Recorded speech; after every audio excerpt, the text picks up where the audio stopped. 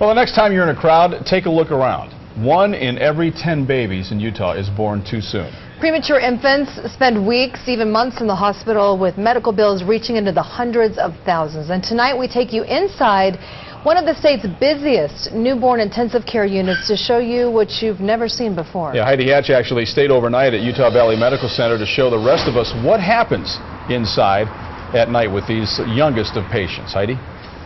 Well, Mark, this is the toughest time of day for the families, for the parents of these tiny little babies. They have to go home and get some rest themselves, leaving their tiny little babies behind. We're talking 3, 2, even 1 pound. And they're leaving their infants in the hands of strangers, hoping that when they return, everything will be okay. Nikki, this is Chris. You take through the section now. Hey, let's see how they're taking the section now.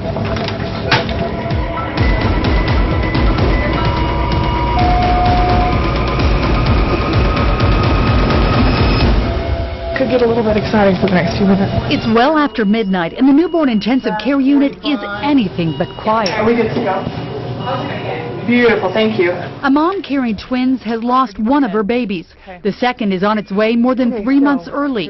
Emotions are running high as the team snaps into action like a well-oiled machine. You have to never let your emotions get in the way. Nurse Chris, heading the overnight shift, had a preemie born at 27 weeks who did not survive. It changes who you are, the way you see the world. After 10 years as an accountant, she reevaluated what she was doing and realized she needed a change.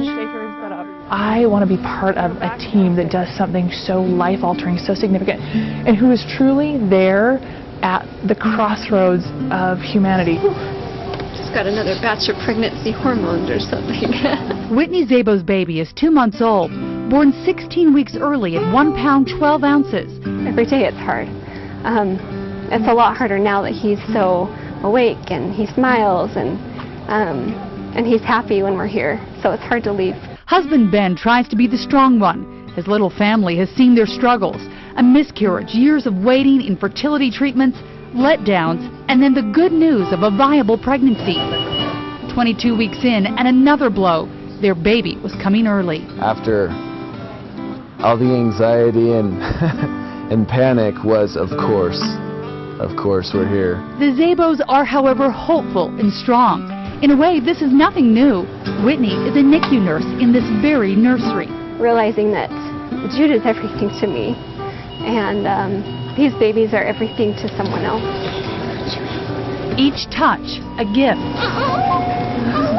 Watch their baby near die, come back, and it's a roller coaster. Dr. Stephen Minton, the director of the NICU, has been on a mission for 34 years. We interface with babies who are coming into the world and who are leaving the world. It's an extremely intimate kind of relationship. For many parents, there's fear with simple acts like leaving the hospital, worry that their kiss goodnight will be their kiss goodbye. I love you. I'll see you in the morning, okay? But for this doctor, that is not an option. He answers calls from parents 24 hours a day, and when he has no choice, he calls to wake the parents of these tiny babies in his care. If a baby's not doing well, I call them and they come in. I don't have them sit outside and then go tell them what's going on. I have them right there. Even when I'm resuscitating baby, they're right there. It's their baby. And yet the babies are also his own. Their family. Hours after the Zabos have gone home, Dr. Minton is checking on little Jude. Hey, Jude. Hey, babe. He's in the business of saving lives, though sometimes the babies in his care are born too soon for what modern medicine can do. Yeah, when a baby dies, I hurt, I go home, I cry. But I know that the next baby, I'm going to make a difference to their life. And when the days are long and the NICU is dark and only nurses and doctors are left to care for these tiny angels? I consider that a privilege. It's not work. It's an opportunity to do something that I was created for. The nurses who stand at tiny bedsides after parents leave have more often than not walked in those very shoes. They need to know that as they walk away, there's going to be somebody there who loves their baby. NICU stays can be months of stress and anxiety, and while there is fear, there's also a sense of gratitude that may be unexpected. I almost consider it a blessing because not many parents get to watch their baby grow from 1 pound to an adult. I run into parents who I took care of their children 30 years ago, they remember the shirt I was wearing. They remember the words that I said because it's such a critical time in their lives. Unless you've experienced this, you would never really truly understand how difficult it is for parents. These babies are so special and probably the strongest little people you'll ever see. It's an amazing place.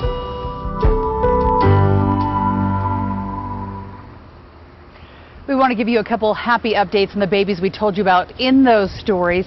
The surviving twin that was born when we were here shooting 4 weeks ago is doing much better. The lungs getting a lot stronger and now weighs in at 3 pounds. As for baby Jude, he's a real chunker in the department of the preemies. He's at 5.5 pounds. His parents are hoping that he will get to go home very soon. So some good news there, and a big thanks to all the doctors and families that led us into this very emotional and personal part of their lives. Mark and Shauna. I can't believe how tiny they are. I mean, it's just, it breaks your heart because they look so helpless, but they got their parents by their side and great doctors and great nurses. Yeah, great They story. do good work. Heidi, thanks so much. Thanks, Heidi.